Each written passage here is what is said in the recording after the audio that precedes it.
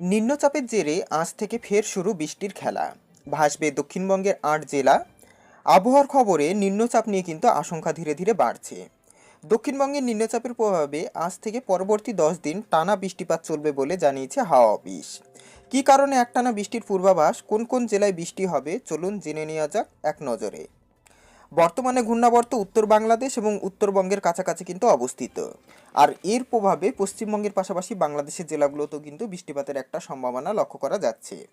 কোন কোন জেলায় ভারী থেকে অতি ভারী বৃষ্টিপাত হবে তার বিস্তারিত তথ্য আজকের এই ভিডিওর মাধ্যমে আপনাদের সামনে পরিষ্কারভাবে তুলে ধরব। সুতরাং প্রতিদিনের গুরুত্বপূর্ণ আবহাওয়ার খবরগুলো পাওয়ার জন্য অতি অবশ্যই আমাদের চ্যানেলটিকে সাবস্ক্রাইব করে পাশে থাকবেন। উত্তরপ্রদেশ থেকে উত্তর বাংলাদেশ পর্যন্ত অক্ষরেখা বিস্তৃত থাকায় উত্তর বঙ্গোপসাগর এবং বাংলাদেশ উপকূলে নিম্নচাপ কিন্তু সৃষ্টি হয়েছে।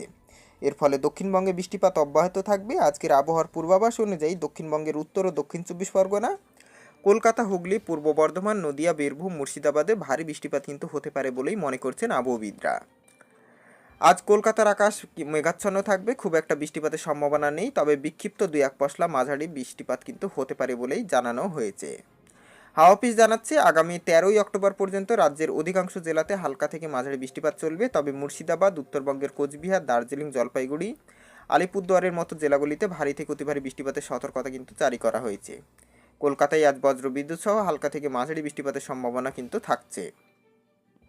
বাংলাদেশের ক্ষেত্রে দক্ষিণবঙ্গের যে সমস্ত জেলাগুলো রয়েছে সেই সমস্ত জেলাগুলোতে হালকা থেকে মাঝারি বৃষ্টিপাত হবে। সোমবার থেকে কিন্তু আবহাওয়ার অনেকটাই উন্নতি হবে।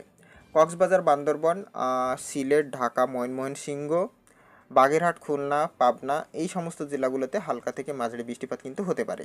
উত্তরবঙ্গের জেলাগুলিতে কিন্তু মোটামুটি বৃষ্টিপাতের সম্ভাবনা একটা থাকছে, অর্থাৎ পঞ্চগড়, ঠাকুরগাঁও, নওগাঁ এই সমস্ত যে জেলাগুলো রয়েছে সেই জেলাগুলোতেও হালকা থেকে মাঝারি বৃষ্টিপাতের সম্ভাবনা থাকছে। সোমবার থেকে আবহাওয়ার উন্নতি অনেকটাই হবে, এমনটাই কিন্তু হাওয়া অফিসের তরফ থেকে জানানো হয়েছে। 40 থেকে 50 কিলোমিটার বেগে ঝোড়ো হাওয়া বইতে পারে, যার ফলে মৎস্যজীবীদের সমুদ্রে কিন্তু নিষেধ করা হয়েছে রবিবার পর্যন্ত।